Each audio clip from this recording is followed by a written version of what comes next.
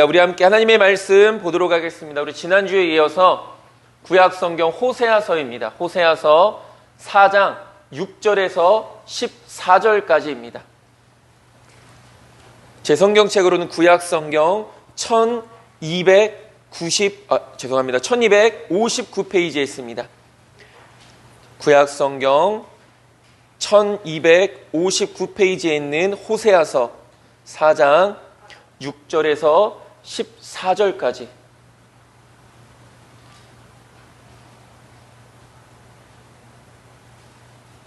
우리 다 찾으셨으면 앞에 있는 우리말 성경으로 우리 6절부터 한 목소리로 함께 읽겠습니다. 내 백성들이 지식이 없어 망하게 될 것이다. 내가 지식을 거부했으니 나 또한 내가 내 제사장이 되는 것을 거부한다. 내가 내 하나님의 율법을 잊어버렸으니 나 또한 내 자식들을 잊어버릴 것이다. 제사장들이 늘어날수록 그들은 내게 더욱 많은 죄를 지었다. 내가 그들의 영광을 수치로 바꿀 것이다. 그들은 내 백성들의 속죄 제물을 먹고 백성들이 죄 범하기를 원하고 있다. 그러니 제사장들이 백성들처럼 됐다. 내가 그들의 행동을 처벌하고 그들의 행위대로 되돌려줄 것이다. 그들이 먹어도 배부르지 않을 것이고 음란한 짓을 해도 번성하지 않을 것이다. 그들이 여호와께 순종하기를 포기했기 때문이다.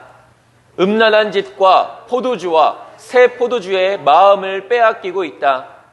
내 백성들이 나무 우상에게 물어보고 그의 지팡이가 응답을 한다.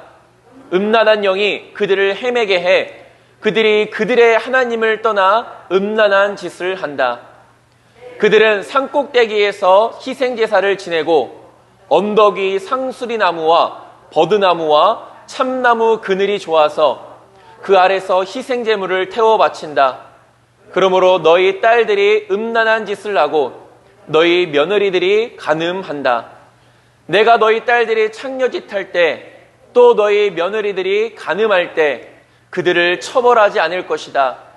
남자들이 음란한 짓을 하는 사람들과 교제하며 성전 창녀들과 함께 희생제물을 드리기 때문이다. 지각 없는 백성들은 망하게 될 것이다. 아멘. 아멘. 오늘은 내가 지식을 버렸으니 라는 제목을 가지고 우리가 이 시간 함께 귀한 은혜를 나누고자 합니다. 지난 한 주간도 하나님의 말씀과 기도로 승리하셨습니까? 우리는 지난주에 진실도 인애도 지식도 없고라는 제목을 가지고 함께 말씀을 나눴었습니다. 북이스라엘 백성들의 죄악이 구체적으로 무엇인지 호세아 선지자는 분명하게 지적하고 있습니다. 무엇보다 백성들에게 있어서 가장 심각한 죄는 하나님 앞에서의 종교적인 범죄였다라는 것이죠. 백성들이 왜 하나님께로부터 심판받을 수밖에 없었는가를 분명하게 밝히고 있었다라는 것입니다. 구체적인 범죄는 진실과 인애와 하나님을 아는 지식이 없었다라는 것이었죠. 이것은 달리 말하면 하나님의 백성들에게는 반드시 이 진실과 인애와 하나님을 아는 지식이 있어야 된다라는 것을 의미하고 있는 것이기도 합니다.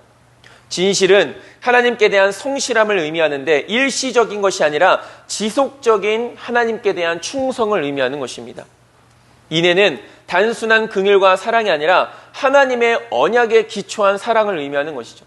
그러니까 세상의 기준에서의 사랑이 아니라 성경을 기준으로 했을 때의 사랑을 우리 믿음의 사람들은 그 인애를 갖고 있어야 되는 것입니다. 하나님을 아는 지식은 단지 하나님에 관하여 무엇을 아는 것이 아니라 하나님을 사랑하는 것과 그의 말씀을 지키는 것이 일치하는 행동이 따르는 실천적인 지식을 의미하는 것이죠. 하나님의 백성들에게 이러한 믿음의 모습, 이러한 열매가 없을 때 하나님께 징계를 받고 심판을 받게 되는 것입니다. 저와 여러분들에게는 이런 하나님의 백성다운 믿음의 열매가 가득할 수 있게 되기를 간절히 소망합니다. 이것이 우리가 지난주에 함께 살펴봤던 말씀이었습니다. 오늘 본문은 우리 지난주에 이어서 우리가 지난주에 잠깐 언급을 했습니다. 그러니까 4절부터 10절까지가 제사장들의 죄에 대해서 호세아 선지자가 지적하고 있는 것이고 11절부터 14절까지가 백성들이 짓는 죄에 대해서 지적하고 있는 것이다 라고 우리가 지난주에 잠깐 언급을 했었죠. 제사장들이 지은 죄가 무엇인가, 백성들이 지은 죄가 무엇인가, 구체적인 그 죄에 대해서 호세아 선지자는 고발하고 있습니다. 이러한 제사장들의 죄가 있다, 이러한 백성들의 죄가 있다라고 분명하게 지적하고 있고, 또한 그 죄로 말미암아 그들에게 내려질 심판이 무엇인가에 대해서 선포하고 있는 것을 보게 됩니다. 그렇다면 우리가 오늘 본문을 통하여서 제사장들이 지었던 죄가 무엇인가, 또한 백성들이 지었던 죄가 무엇인가 우리가 하나하나씩 살펴보도록 하겠습니다. 첫 번째, 제사장들의 죄입니다. 오늘 우리가 읽었던 본문 6절부터 호세아 선지자는 강력하게 이렇게 말합니다. 바로 제사장들의 죄악에 대해서 비판하고 있는 것이죠. 너희들이 하나님을 아는 지식이 없어서 망한다라고 강력하게 선포하고 있는 것입니다. 그 죄악이라는 것이 무엇입니까? 하나님을 아는 지식이 없다라는 것인데, 우리가 지난주에도 살펴봤지만 하나님을 안다는 것은 단순한 지식을 의미하는 것이 아닙니다. 왜냐하면 세상 사람들도 하나님을 알기 때문이죠. 우리가 지난주에 말씀을 살펴봤던 것처럼 마귀도, 귀신도 예수님이 하나님의 아들이심을 안다라고 말하고 있습니다. 그런데 귀신이 아는 암과 우리가 하나님을 믿는 믿음이 다른 것이 무엇입니까? 우리는 그 말씀 앞에 순종하며 살아간다라는 것이죠. 귀신은 예수님이 하나님의 아들이심을 압니다. 그러나 거기까지입니다. 믿지 않는 것이죠. 순종하지 않는 것입니다. 이것이 아는 것과 그 믿는 것의 차이점이라는 것입니다. 그래서 하나님의 뜻이 무엇인지를 분별하고 그 말씀대로 순종하는 실천적인 지식이 하나님을 아는 지식이라는 것이죠. 실천적인 지식, 즉 그 지식에는 행동이 따라야 된다는 것을 말하고 있습니다. 믿음에는 반드시 실천이 따릅니다. 바르고 건강한 믿음은 반드시 그 사람의 삶을 통해 증거된다라는 것이죠. 하나님의 뜻을 분별하고 하나님의 말씀을 백성들에게 잘 가르쳐야 할 이 제사장들이 오히려 하나님을 아는 지식이 없었다라는 것은 큰 충격일 수밖에 없습니다. 하나님을 몰랐을 뿐더러 그들은 하나님의 말씀대로 살아가지 못했다라는 것이, 그러나 여전히 제사장이라는 직분을 가지고 있었습니다. 오늘 본문 6절에서 말하는 백성은 넓게는 북이스라엘의 모든 백성들을 의미합니다. 그리고 좁게는 제사장들을 의미하고 있는 것이죠. 그러니까 내 백성이 지식이 없어서 망한다라는 것은 북이스라엘 백성들이 하나님을 아는 지식이 없어서 망한다라는 것과, 넓게는 그런 의미로, 또 좁게는 제사장들이 하나님을 아는 지식이 없어서 그들도 망하고 백성들도 망하고 나라도 망한다라는 것을 의미하고 있는 것입니다. 백성들이나 제사장들에게 지식이 없다는 것은 다른 것이 아니라 그들이 하나님의 말씀에서 떠났다라는 것을 의미하는 것입니다. 하나님을 아는 지식이 없다라는 것은 그들에게 하나님의 말씀이 없다라는 것과 같은 의미라는 것이죠. 지식이 없어 망하는 것은 말씀이 없어서 망하는 것입니다. 지식을 버렸다라는 것은 말씀을 버렸다라는 것을 의미하는 것이죠. 하나님의 백성들은 무엇을 통해 구원을 받고 무엇을 통해 은혜와 복을 누리며 살아갑니까? 너무나도 당연히 우리가 잘 알고 있지만 하나님의 말씀입니다. 우리는 말씀을 통해서 구원을 받고 말씀을 통해서 은혜를 받고 말씀을 통해서 복을 누리며 살아가는 자들이죠.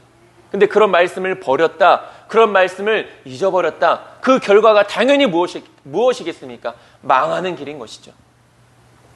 그런데 그 누구보다 하나님의 말씀을 통해 하나님의 뜻을 분별하고 날마다 붙잡아야 할 그 제사장들이 그러한 믿음의 본을 보이지 못하니 자신들뿐만이 아니라 자신들이 가르치고 인도해야 할 그 백성들마저도 바른 길로 가지 못하게 되었다는 것입니다. 백성들이 우상 숭배에 빠졌던 가장 큰 원인은 그들이 제사장들로부터 제대로 된 하나님의 말씀을 가르침받지 못했기 때문이라는 것이죠. 그리고 더 앞서서는 그 제사장들도 마찬가지였다는 것입니다. 물론 말씀을 전하여도 듣는 사람이 있고 듣지 않는 사람이 있습니다. 말씀을 듣는 개인들마다 말씀을 받아들이는 그 모습은 분명히 차이가 있지만, 중요한 것은 제대로 된 하나님의 말씀이 그 백성들에게 선포되지 못했다라는 것이죠. 왜? 제사장이 바로 서지 못했기 때문에. 제사장들이 하나님을 아는 지식이 없어서 스스로 멸망의 길로 가고 그들이 가르쳐야 할 백성들까지도 멸망의 길로 이끌어가는 것 또한 문제가 되지만, 신약시대 때는 또 어떤 문제들이 있었습니까? 하나님의 말씀에 대한 지식과 그에 대한 가르침은 분명히 있었지만 지도자들 스스로가 그 말씀의 가르침대로 살아가지 않았다라는 문제가 신약 시대에 나타나게 되죠. 우리가 호세아서를 봤을 때 구약 시대에 지금 북이스라엘 백성들을 다스리고 그들을 신앙으로 인도해야 될 제사장들의 문제가 무엇입니까? 제사장들이 하나님의 말씀을 몰랐다라는 것이죠. 그렇기 때문에 백성들에게 아예 가르치지를 못했던 것입니다. 근데 신약 시대에 와서 종교 지도자들의 문제가 무엇입니까? 율법에 대해서 해박하고 하나님을 알고 그것을 백성들에게 가르쳤지만 정작 그들은 가르침대로 그들 스스로가 먼저 살아가지 못했다라는 문제가 있었다라는 것이죠. 구약에서의 이러한 문제, 신약에서의 종교 지도자들의 이러한 문제들. 예수님 당시에 종교 지도자들이 그러했습니다. 예수님께서는 그래서 이렇게 말씀하셨습니다. 마태복음 23장 3절에서 그러므로 무엇이든지 그들이 말하는 바는 행하고 지키되 그들이 하는 행위는 본받지 말라. 그들은 말만 하고 행하지 아니하며 라고 말합니다. 예수님께서 뭐라고 말씀하십니까? 그들의 가르침을 받아라 라고 말합니다. 왜? 그들의 가르침 자체에는 문제가 없기 때문인 것이죠.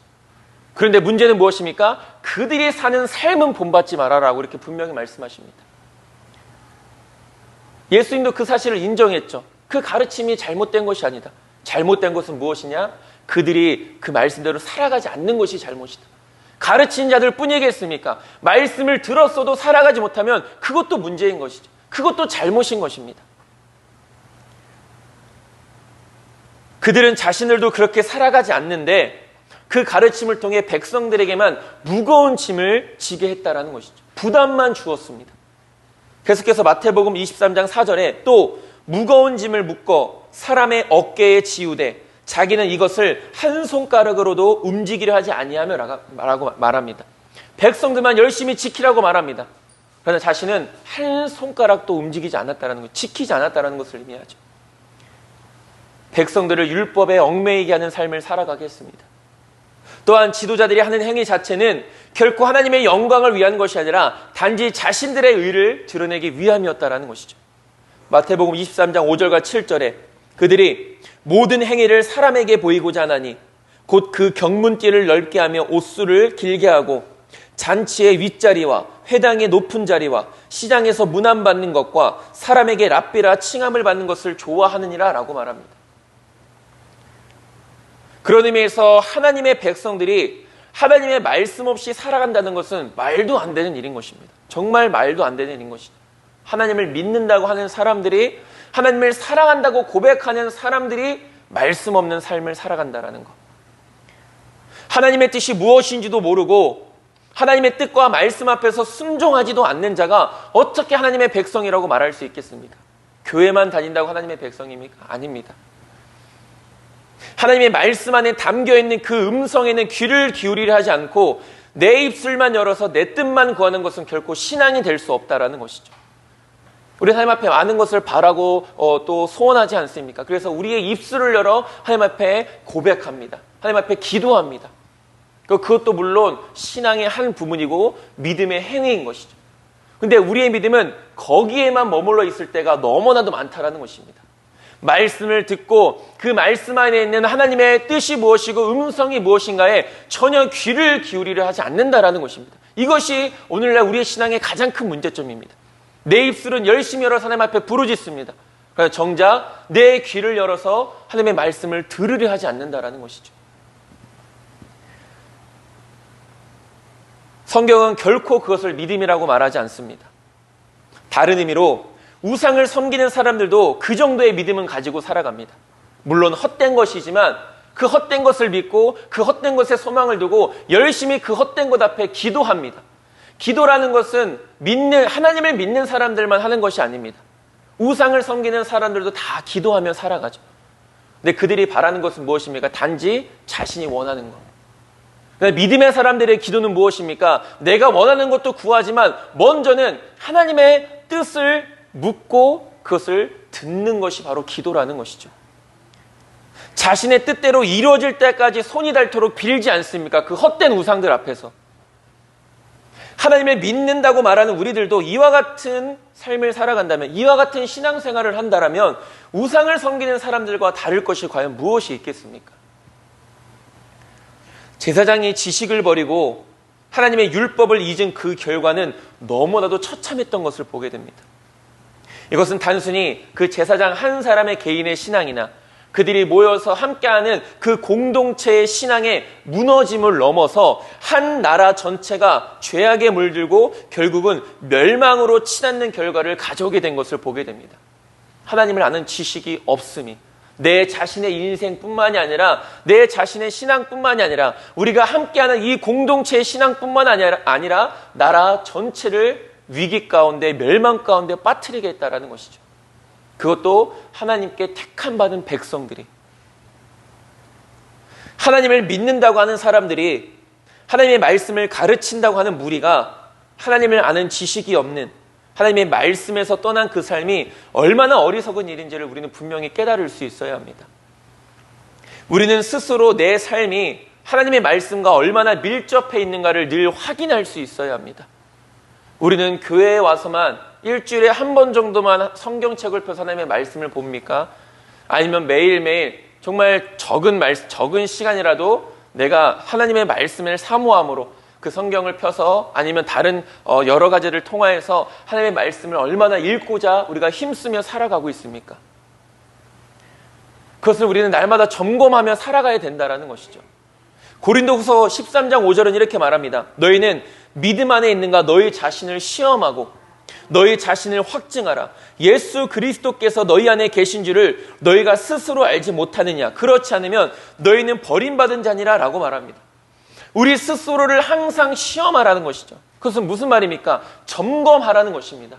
우리의 신앙을 무엇을 통해 점검해 볼 수 있습니까? 내 감으로, 내 느낌으로? 아닙니다. 하나님의 말씀으로 나를 시험하는 것입니다.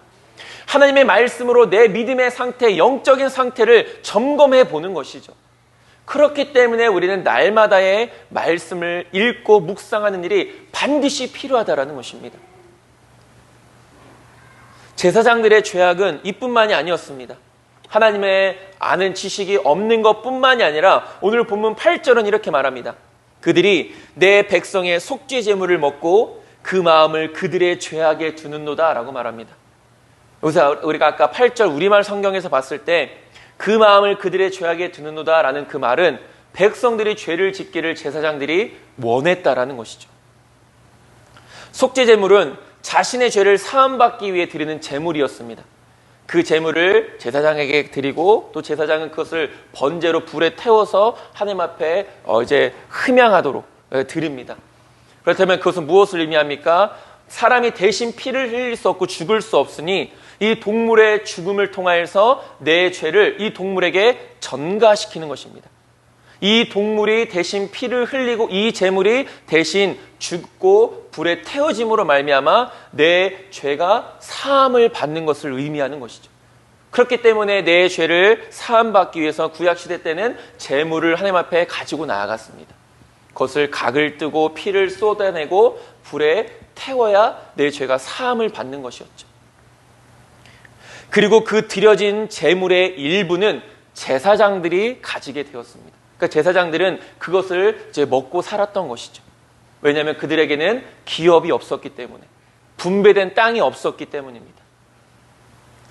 이 구절의 의미는 백성들이 죄를 많이 범하면 범할수록 제사장들 자신들이 갖고 먹게 될 몫이 많게 되어지니 그 마음속에서는 백성들이 죄를 더 범하기를 원했다라는 것입니다. 왜? 자신이 배불러지니까, 자신이 먹을 것이 많아지니까, 자신이 취할 것이 많아지니까, 그래야만 백성들이 재물을 더 많이 하나님 앞에 가지고 나오니까 백성들이 죄를 범하기를 제사장들이 원했다라는 것입니다.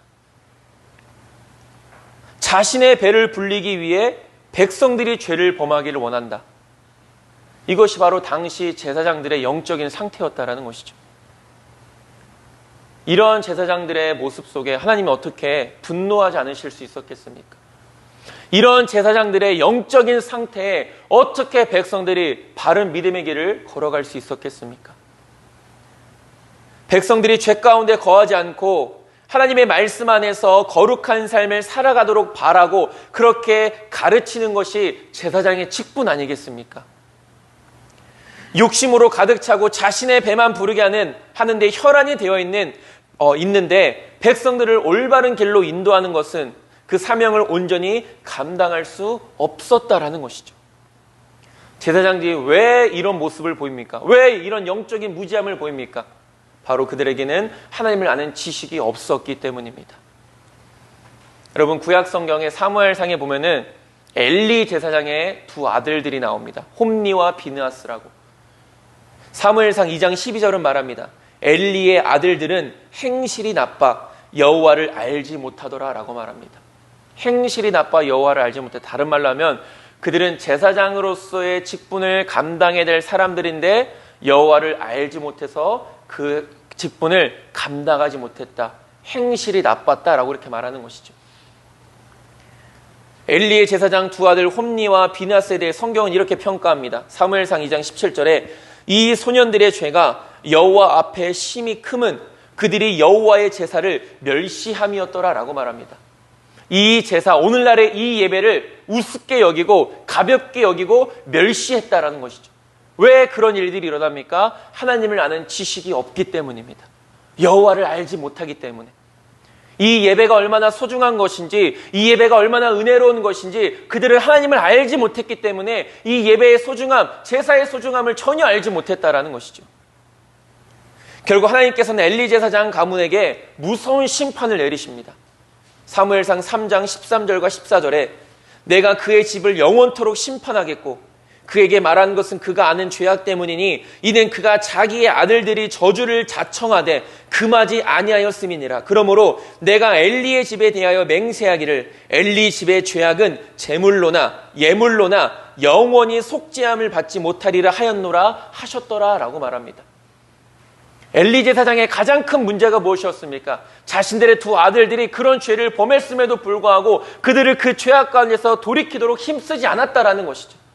성경을 보면 이렇게 말을 합니다. 그러지 말아라. 그러면 안 된다. 하나님께서 기뻐하시지 않는다. 이렇게 마치 타이르는 것처럼 이야기는 합니다. 그런데 그것은 그 죄악을 범하는 아들들을 완전히 돌아서게 하는 책망의 말씀이 아니었다라는 것이죠. 잘못된 사랑이었음을 보게 됩니다. 제물로나 예물로도 속죄함을 받지 못한다라는 것은 그 어떤 것들로도 죄의 용서함을 받지 못한다라는 것을 의미합니다. 완전한 멸망, 완전한 심판의 모습임을 우리가 볼 수 있게 되는 것이죠. 하나님께서 용서하지 않겠다라는 것입니다. 그러니까 그때 당시에 엘리 제사장이나 홈니와 비느하스의 죄가 얼마나 심각한 죄였는지를 보게 되죠. 하나님은 어떤 하나님이십니까? 긍휼의 하나님, 자비 하나님, 우리의 죄를 용서해 주시는 하나님 아니시겠습니까? 그런데 내가 용서하지 않겠다. 하나님의 엄청난 분노의 말씀인 것을 보게 되죠. 저와 여러분들은 스스로가 이러한 어리석음을 범함으로 하나님의 심판을 받기를 원하십니까? 아마 이러한 심판을 받고자 하는 사람은 단 한 사람도 없을 것입니다. 그렇다면 이 어리석음 가운데 임하는 심판을 받지 않기 위해 우리가 힘써야 될 것이 무엇이냐 하는 것이죠. 그것은 바로 말씀을 붙드는 것, 그리고 하나님을 힘써 아는 것입니다. 그렇기 때문에 우리는 하나님을 알아야 된다는 것이죠. 요한복음 17장 3절은 이렇게 말합니다. 영생은 곧 유일하신 참 하나님과 그가 보내신 자 예수 그리스도를 아는 것이니다 라고 말합니다. 영생은 무엇을 아는 것이라고 말합니까? 하나님을 아는 것이라고 말하고 그가 보내신 예수 그리스도를 아는 것이 영생이라고 말합니다. 우리가 진정한 영생을 얻기 원한다면, 우리가 진정한 구원의 기쁨을 누리며 살아가길 원한다면 우리는 하나님을 알아야 합니다. 예수님을 알아야 된다라는 것이죠. 성령님을 알아야 합니다. 그래야 우리가 영생을 얻게 되는 것이죠. 그것은 결국 우리가 말씀 안에서 살아가야 된다는 것을 의미합니다. 우리가 하나님을 무엇을 통해 알 수 있습니까? 예수님을 무엇을 통해 알 수 있습니까? 성령님을 무엇을 통해 알 수 있습니까? 말씀을 통해서입니다. 말씀 가운데 하나님은 이렇게 역사하시는 분이시고 말씀 가운데 예수님과 성령님은 이렇게 역사하시는 분이다라는 것을 하나님께서는 성경을 통해서 우리에게 가르쳐주고 계시다라는 것이죠. 구약에서의 제사장은 오늘날의 목회자를 의미합니다. 그렇게 오늘날의 목회자는 예나 지금이나 그리고 앞으로도 변함없이 하나님의 말씀만을 온전히 선포해야 하고 믿음의 본이 되어야 되는 것은 너무나도 분명한 사실인 것이죠.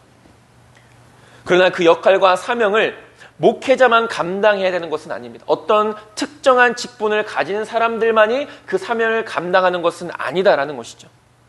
물론 목회자는 이 모든 일에 있어서 가장 먼저 본인이 되어야 된다는 것은 절대로 변함이 없습니다. 그러나 이 사명은 목회자라는 특정한 직분을 가진 자들만 감당하는 것이 아니다라고 성경은 분명히 말하고 있다는 것이죠. 왜냐하면 신약 시대에 와서 이 제사장 직분은 특정한 사람들, 특별히 이 제사장 직분은 아론의 자손들, 아론의 후손들만이 감당할 수 있는 일이었습니다. 그런데 신약에 와서 예수님께서는 그것을 깨트리시고 특정한 사람들만이 아니라 예수 그리스도를 구주로 고백하는 모든 사람들에게 이 직분을 맡기셨다라는 것입니다. 베드로전서 2장 5절은 말합니다. 너희도 산 돌같이 신령한 집으로 세워지고 예수 그리스도로 말미암아 하나님이 기쁘게 받으실 신령한 제사를 드릴 거룩한 제사장이 될지니라 라고 말합니다. 무슨 말입니까? 예수님을 믿는 모든 사람들이 곧 거룩한 제사장들이라는 것이죠. 그러니까 구약에서는 분명 그 제사장이라는 직분이 구별되어져 있었습니다. 신약에 와서 예수님은 모든 믿는 사람들이 다 제사장들이다 라고 이렇게 말하고 있다는 것이죠. 이것을 우리가 신약적인 용어로 만인 제사장이라고 이렇게 이야기합니다. 모든 사람들, 믿는 모든 사람들이 다 제사장들이다. 그렇기 때문에 목회자는 물론이거니와 하나님을 믿는 모든 믿음의 사람들은 이 거룩한 제사장으로서의 직분을 잘 감당하며 살아갈 수 있어야 된다는 것이죠. 그래서 먼저는 목회자를 위해서 우리가 기도할 수 있어야 합니다. 그 직분을 잘 감당할 수 있도록 말입니다. 그런 의미에서 부족한 저를 위해서도 날마다 쉬지 않고 기도해 주시는 우리 귀한 성도님들이 될 수 있게 되길 소망합니다. 물론 지금도 그렇게 기도해 주고 계신 줄 믿고 항상 감사한 마음을 가지고 있습니다. 그리고 또한 여러분들 스스로를 위해서도 쉬지 않고 기도할 수 있어야 됩니다. 나 또한 거룩한 제사장임을, 그렇기 때문에 하나님을 아는 일에 힘써야 하는 자들임을 우리 스스로가 깨닫고 그렇게 거룩한 제사장으로서의 직분을 감당할 수 있게 달라고 날마다 하나님 앞에 기도할 수 있어야 된다는 것이죠.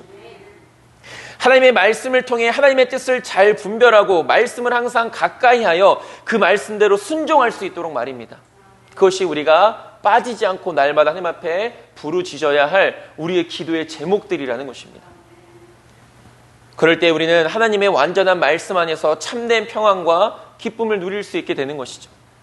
그 말씀의 능력을 힘입어 제사장으로서의 직분을 잘 감당하고 승리할 수 있게 되는 것입니다. 그 말씀에 순종하여 풍성한 복을 누릴 수 있는 저와 여러분들 될 수 있게 되기를 간절히 소망합니다. 이것이 바로 당시에 호세아 선지자가 지적했던 제사장들의 죄악된 모습들이었습니다. 두 번째로 백성들의 죄입니다.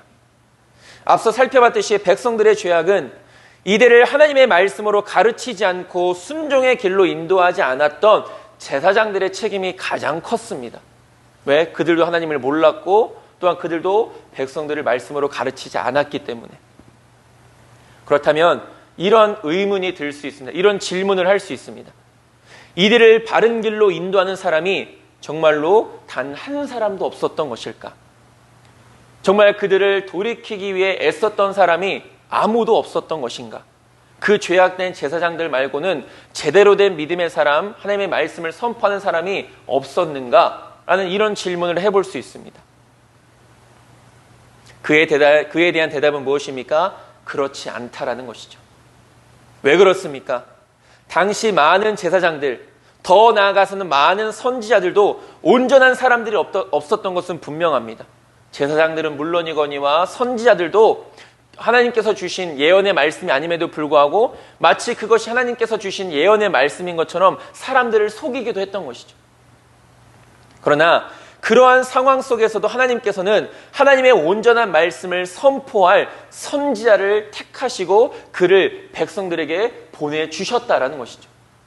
제대로 된 제사장들이 없었지만 하나님은 그런 가운데서도 한 사람의 선지자를 택하셔서 그들에게 말씀을 선포하시도록 보내주셨다라는 것입니다. 호세아 선지자가 바로 그 중 한 명이었던 것이고 호세아 선지자는 죄악 가운데 빠져있는 수많은 백성들에게 하나님의 말씀을 선포했습니다. 회개의 말씀을 선포했습니다. 심판의 말씀을 선포하고 회복의 말씀까지도 선포했던 것이죠. 회개하면 하나님께서 용서해 주시고 다시 회복해 주신다고 희망의 메시지도 선포했습니다. 호세아 선지자뿐만 아니라 호세아 선지자 이전에도, 그리고 호세아 선지자 그 이후에도 하나님께서는 쉬지 않고 백성들을 살리시고 회복시켜 주시기 위해 끊임없이 선지자들을 보내주셨다라는 것이죠. 그리고 선지자들은 한결같이 하나님의 말씀을 선포했습니다. 그럼에도 불구하고 선지자들은 백성들은 자신들의 죄를 깨닫지 못하고 회개하지 못하여 결국은 멸망에 이르게 되었다라는 것이죠. 왜 그렇습니까? 그것은 바로 그들이 하나님의 말씀을 듣지 않았기 때문입니다. 하나님의 말씀이 없어서가 아닙니다. 아무리 거짓이 많고 아무리 세상에 유혹이 많아도 여전히 하나님의 말씀은 그들에게 선포되어지고 있었습니다. 쉬지 않고 하나님의 말씀과 복음은 그들을 위해서 선포되어지고 있었던 것이죠. 근데 왜 이들은 자꾸만 하나님을 버리고 우상을 섬기는 죄를 범했습니까? 그 말씀을 들으려 하지 않았기 때문입니다. 말씀이 없어서가 아니라 듣지 않았기 때문인 것이죠. 예레미야 29장 19절은 이렇게 말합니다. 여호와의 말씀이니라 너희들이 내 말을 듣지 않았기 때문이니라 내가 내 종 선지자들을 너희들에게 꾸준히 보냈으나 너희는 그들의 말을 듣지 않았느니라 여호와의 말씀이니라 라고 말합니다. 여기서 우리는 중요한 것이 있습니다. 한 번, 두 번, 그리고 안 되면은 포기하고 그렇지 않았다는 것이죠. 하나님께서는 꾸준히 보내셨다라는 것입니다. 한 번도 쉬지 않고 백성들을 살리시기 위해서 보내셨다라는 것이죠. 하나님께서 멸망으로 치닫는 백성들을 건지시고 살리시기 위해서 얼마나 애를 쓰셨습니까? 얼마나 그들을 사랑하셨으면 수백 번, 수천 번 하나님을 배신하고 돌아서는 자들을 어떻게든 다시금 하나님의 은혜 가운데 불러들이시기 위해서 얼마만큼 애를 쓰셨습니까? 얼마나 많은 기회와 시간들을 허락해 주셨습니까? 그런데 이 은혜를 누가 다 걷어찼습니까? 백성들입니다. 하나님 앞에 핑계댈 일이 전혀 아무것도 없다라는 것이죠. 하나님이 이렇게 해주시지 않았기 때문에 우리가 죄악 가운데 빠졌습니다라고 말할 수 있는 사람들이 아무도 없다라는 것입니다. 왜? 그 책임은 나한테 있기 때문에, 내가 안 들었기 때문에. 그리고 여전히 그들은 하나님 앞에 범죄했습니다. 이런 하나님의 말씀이 선포되고 있었음에도 불구하고 여전히 하나님 앞에 범죄했죠. 아니, 그 우상들을 하나님보다 더 사랑했습니다. 우상들에게 자신의 인생을 맡겼고 우상들에게 자신의 소망을 두는 삶을 살았습니다. 우상을 섬기는 그 영적인 간음은 음행이라는 육체적인 쾌락을 쫓게 했습니다. 오늘 성경에도 보면은 이제 우상들에게 제사 드리는 그 신전에는 항상 이 창녀들과 남창들이 있었습니다. 왜냐하면 그 제사를 드리는 것은 항상 그런 성적인 행위와 연결되어졌기 때문인 것이죠. 얼마나 음란합니까? 하나님을 버리는 것을 영적인 간음이라고 합니다.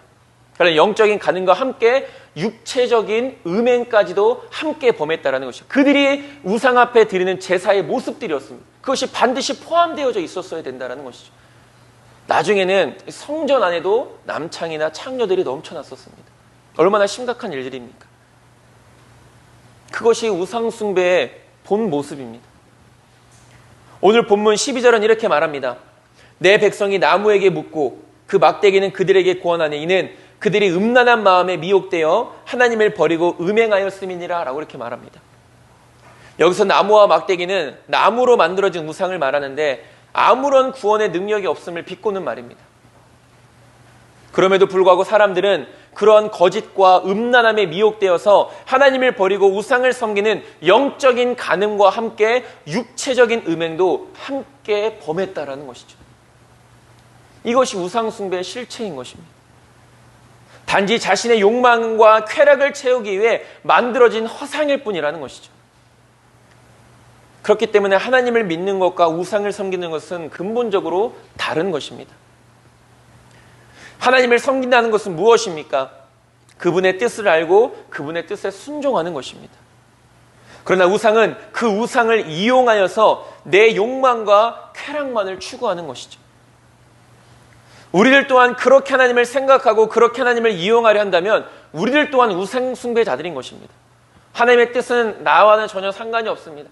하나님의 말씀 앞에 순종하지 않습니다. 단지 하나님은 내 소원을, 내 욕심을, 내 쾌락을 이루어주실 내 도구일 뿐입니다. 그렇게 하나님 앞에 기도하면 우리는 그것을 믿음이라고 말합니다. 그러나 그것은 절대로 믿음이 아닙니다. 그것은 우상 숭배입니다. 백성들이 왜 이런 죄악 속에서 살아갔습니까? 왜 이런 무지함 가운데 살아가고 있습니까? 그것은 바로 하나님을 아는 지식이 없었기 때문입니다. 제사장들로부터 제대로 된 하나님의 말씀을 듣지도 못했고 무엇보다 하나님께서 보내신 믿음의 선지자들의 말씀에 귀를 기울이지도 않았기 때문입니다. 하나님의 말씀은 지금도 변함없이 선포되고 있습니다. 중요한 것은 무엇입니까? 우리가 들어야 한다라는 것입니다. 하나님의 말씀에 귀를 기울여야 된다라는 것입니다. 하나님의 말씀을 붙들으려고 해야 된다라는 것이죠. 하나님의 말씀에 대한 간절함과 사모함이 있어야 된다라는 것입니다. 듣는 일에 우리는 힘쓸 수 있어야 합니다. 결국 듣기 위해서는 우리가 모여야 된다라는 것이죠. 혼자서도 예배 잘 드린다라고 말할 수 있을 것입니다. 물론 상황이나 환경에 따라서 혼자서 예배를 드려야 할 때도 있습니다. 그러나 예배의 기본은 무엇입니까? 모이는 것입니다. 어쩔 수 없는 상황에서는 모이지 못할 때가 있지만 신앙의 가장 기본은 모이는 것에 힘쓰는 것이죠. 모여서 예배 드릴 때에 하나님께서 허락하시는 놀라운 은혜가 있다는 것입니다. 물론 이것은 우리의 믿음의 자세도 중요한 일입니다. 그냥 내가 아무렇게나 살고서 주일 한번 나와서 예배 드렸으면 그걸로 내 믿음 생활 다 했고 그것으로 내가 하나님 앞에 은혜 받을 것이라고 우리는 절대로 착각하지 말아야 된다는 것이죠. 한 주간 어떤 삶을 살다가 내가 주님 앞에 나와왔는지, 우리는 이 시간 모여서 하나님 앞에 예배를 드리기 위해 어떠한 최선을 다하며 이 자리에 나왔는지, 어떤 마음의 자세를 가지고 나왔는지, 하나님은 바로 우리의 그 믿음의 중심을 보시는 것입니다. 껍데기를 보시는 것이 아닙니다. 우리의 마음의 중심, 믿음의 중심, 예배의 자세를 보시는 것이죠. 이렇게 준비되어 하나님 앞에 나와 예배를 드릴 때 그 예배 가운데 하나님의 놀라운 은혜가 임하는 것입니다. 그 예배를 통해 우리는 하나님을 만나게 되는 것이고 그 예배를 통해 우리는 하나님의 음성을 들을 수 있게 되는 것이고 그 예배를 통해 우리는 하나님을 볼 수 있게 되는 것입니다. 저와 여러분들의 예배는 정말 이런 예배가 되어지길 간절히 소망합니다. 그냥 습관적으로 형식적으로 아무런 뜻 없이 감동 없이 드려지는 그런 우리의 일생의 예배가 아니라 단 한 번의 예배를 드리더라도 감동이 있고 은혜가 있고 역사가 있고 하나님의 능력이 나타나는 그런 믿음의 예배를 드리는 저와 여러분들이 되어지길 소망합니다. 그래서 우리에게 필요한 것이 무엇입니까? 준비하는 것입니다. 이 예배를 준비하는 한 주간의 삶, 이것이 우리에게 반드시 필요하다라는 것이죠. 그리고 모여서 하나님의 말씀을 듣는 일에 집중해야 합니다. 단지 듣는 것으로 만족해하는 것이 아니라 들은 말씀을 가지고 한 주 동안 그 말씀에 순종하도록 힘써야 된다라는 것이죠.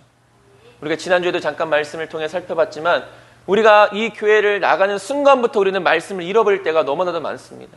왜? 우리 안에 뿌려진 그 복음의 씨앗을 사단에게 빼앗겼기 때문에. 지금 순간에는 말씀을 깨닫고 지금 순간에는 감동이 있고 은혜가 있어서 결단하지만 중요한 것은 무엇입니까? 우리가 등을 돌리는 그 순간부터 우리는 또다시 예전의 모습과 똑같은 반복된 삶을 살아간다는 것이죠. 그래서 지난번에도 말씀드렸던 것처럼 우리가 얼마만큼 하나님의 말씀을 지키고자 힘쓰는가, 얼마만큼 이 말씀을 우리가 사단에게 빼앗기지 않기 위해 우리가 얼마나 발버둥 치는가, 그것이 우리에게 반드시 필요하다라는 것을 말씀을 통해 나눴었습니다. 그리고 그런 믿음의 모습들이 쌓이고 믿음의 좋은 습관이 되어질 때 우리는 하나님을 아는 지식과 그 말씀 안에서 더욱더 풍성한 은혜를 누리며 살아가게 되는 것이죠. 히브리서 4장 2절은 말합니다. 그들과 같이 우리도 복음 전함을 받은 자이나 들은 바 그 말씀이 그들에게 유익하지 못한 것은 듣는 자가 믿음으로 결부시키지 아니함이라 라고 말합니다. 아무리 좋은 말씀이 우리 가운데 임해도, 아무리 좋은 말씀이 우리 가운데 선포되어져도 내가 그 말씀을 믿음과 연결시키지 않으면 우리에게 그 어떤 유익도 없는 것이죠. 다른 말로 하면 들은 말씀을 우리의 삶과 연결시켜야 된다는 것을 의미합니다. 바로 이러한 백성들의 죄로 말미암아 그들은 하나님 앞에 심판받을 수밖에 없었다라는 것이죠. 말씀을 정리하겠습니다. 북이스라엘이 멸망당한 이유는 분명했습니다. 제사장서부터 시작해서 백성들까지 하나님을 아는 지식이 없었기 때문입니다. 이는 그들의 삶에 하나님의 말씀이 없었다는 것을 의미하기도 하죠. 제사장이든 백성이든 모든 사람들에게 필요한 것은 하나님의 말씀입니다. 목회자든 성도든 우리들에게 반드시 필요한 것은 하나님의 말씀이라는 것이죠. 목회자는 하나님의 말씀을 온전히 선포해야 하고 믿음의 본이 되어야 합니다. 성도는 그 말씀을 잘 듣고 삶으로 연결시켜야 합니다. 지금도 하나님의 말씀은 선포되고 있습니다. 여전히 구원을 위한 복음의 메시지는 선포되어지고 있습니다. 중요한 것은 듣는 자들이 적다라는 것이죠. 많은 자들이 천국 문에 이르기를 원하지만 적은 자들, 소수의 사람들만이 그 문을 통과한다라고 말씀합니다. 하나님의 자녀들은 하나님을 아는 지식에 충만해야 합니다. 저와 여러분들이 그런 삶을 살아가는 자들이 되어지길 소망합니다. 이번 한 주도 이러한 믿음 안에서 승리하는 저와 여러분들 모두가 될 수 있게 되기를 주님의 이름으로 축원드립니다. 기도하겠습니다.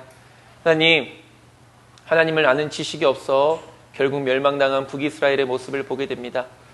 우리 하나님을 아는 지식이 충만한 삶을 살아가고 있습니까?